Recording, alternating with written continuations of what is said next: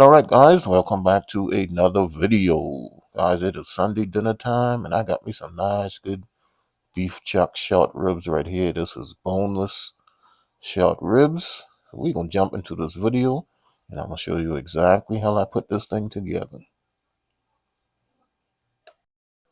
Alright, so here's my short list of ingredients that I'm going to be using right here today. I was at Costco again, guys. I'm starting to love Costco. And I saw these nice uh, boneless chuck roast right there. I mean, ribeye, short ribs. And they are kind of pricey. I think these were $40 for the entire pack, but nice and meaty. Had a nice marble in them, the inside of it. So I was like, I'm going to go ahead and not be cheap and get this right here and make a nice video with it. Got me some onions, green and red bell pepper, seasoning salt, onion powder, kitchen bouquet, minced garlic, some beef base, and I'm going to use a little pepper also. So we're going to go ahead and get this thing seasoned up. You can see all that nice fat marbling on the inside of this thing. That's going to make it nice and tender. I'm going to be braising this in the oven for a few hours. So I just get that seasoned up with my black pepper. Now I'm adding my onion powder. I'm going to season this really, really good, guys, because these are kind of thick. You're going to make sure that seasoning really penetrates throughout this piece of meat right here. Now I'm going to add my seasoning salt. Somebody calling on the telephone. Somebody trying to be inside of my video.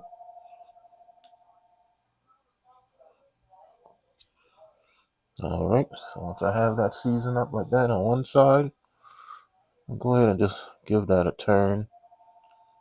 I'll season up this other side also the same way.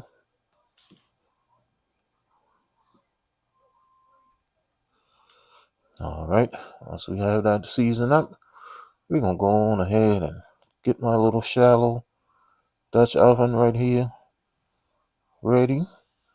Guys, I can't wait to get rid of this big bulky burner right here. I have me another single burner coming. I'm just adding a little vegetable oil inside of my shallow Dutch oven right here. Bring that up to temp.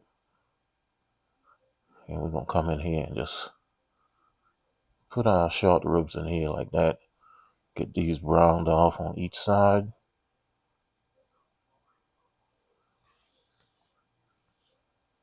Alright, so I'll get this third piece in. Let that brown for a few minutes and then I'll be back and give this a flip.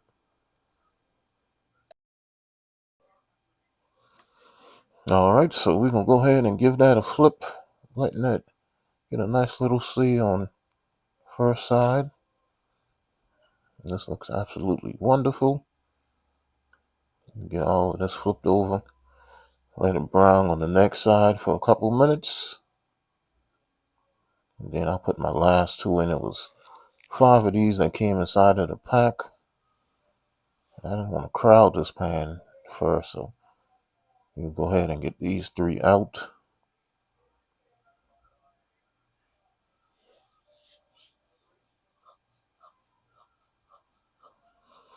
Alright, get this third one out.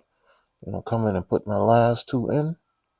See those nice bits forming in the bottom of this pan? We want to leave that right there. We don't want to do anything crazy, guys. Do not get rid of that. That's going to be nothing but flavor inside of your dish. Alright, so I got my last 2 in. I'm going to let those brown up on each side. And we're just going to come in here and take this out.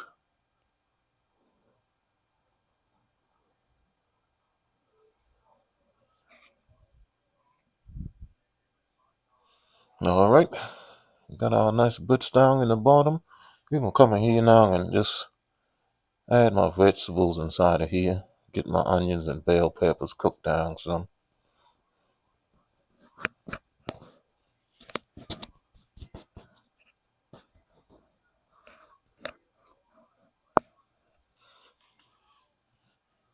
Alright, so we're going to give that a mix That's going to help pull up some of that, as Giada would say, that fawn down in the bottom of this pan here. We're going to let that cook for a few minutes and then I'll be back. Add a little flour inside of here. Alright, so we got our vegetables cooked down a little bit. They don't have to be super tender. This thing is going to cook in the oven for about 2.5, 3 hours. Now I'm coming and add me a few tablespoons of, this is just regular all-purpose flour.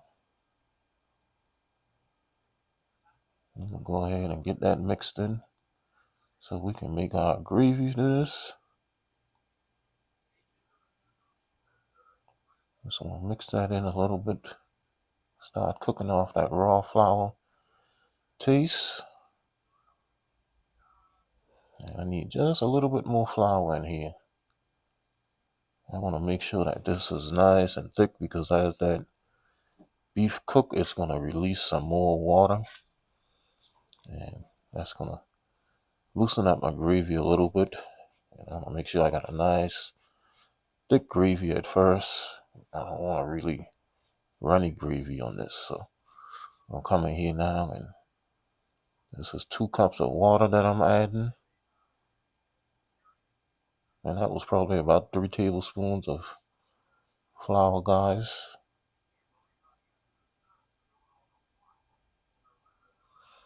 I just want to start mixing this together, and that's going to loosen up all of those brown bits from the bottom of this pan.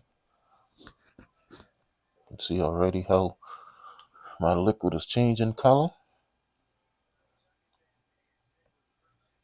So I'm going to keep rubbing this, bringing up all of those bits, all of that nice good flavor off the bottom of this pan here. We want that inside of our gravy. Alright, so after I gave it a little mix for a few minutes, let's season this gravy up a little bit. A little black pepper. And a little bit more onion powder. And I forgot to put my minced garlic in after I added my onions and bell peppers, but it's not going to hurt anything. So I'm going to go ahead and just get my minced garlic added now.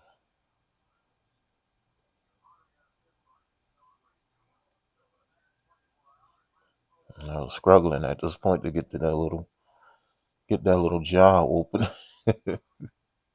I finally got it open. And I'm going to add a little bit of this beef base to it. I'm trying to like this beef base, guys. I'm trying to. I was never a fan of beef broth or the beef base. I just think it has kind of too much of a strong taste to it. It's not nice and mellow like the chicken powder or chicken base or stock or whatever. But I'm going to use it because these little things are expensive, so I'm going to use it until it's done, but I'm not going to be in a rush to buy anymore. Alright, so this seems a little thick right now, guys, but I am going to add a little bit more water to this. And as it cooks, my beef will release some water also. So if I measured this correctly, I should have a nice gravy in the end. That shouldn't be too loose. So we're just going to get all of our beef back inside of here as best as we could. It'll shrink a little bit, so eventually it'll all fit perfectly inside of this pan. Got one more. I'm going to get it, just kind of nestle it down inside of there. Get down in there. Alright, and we're going to get all of those drippings back in there. All of that is flavor. We need that inside of our gravy. Nice, flavorful. Alright, so once I have it like that, I'm going to come in here and I'm going to add 1 more cup of water inside of here.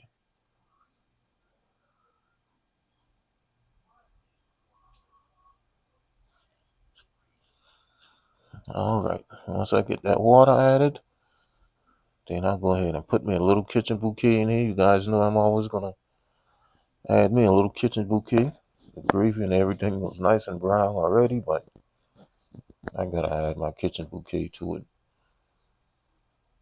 So I'll get that added. And then this is going to go in the oven, 350 degrees for 2.5 to 3 hours. Guys, you don't want to do this no less than 2.5 hours in order for you to have a nice tender meat in the end, because anything less than that, this is still going to be really tough. So I get this in the oven, uh, 350 for 2.5, 3 hours, and I'll be back once this is completely done. All right, I am back. Look at my pot top. Oh, I hate putting my tops in the oven. Absolutely hate it. But I was out of foil, so I had to put it in the oven, and uh, never again. Never, never, never again. I would not cook first before I put my top back in the oven. All right, but you can see this is nice and tender. Look at that. Absolutely beautiful. And then I hate using the tops also because it kind of, the heat off of it kind of chars the top of the meat. That's why I don't really like using my top in the oven, but nonetheless, that looks pretty good. Look at that gravy. That gravy is absolutely perfect.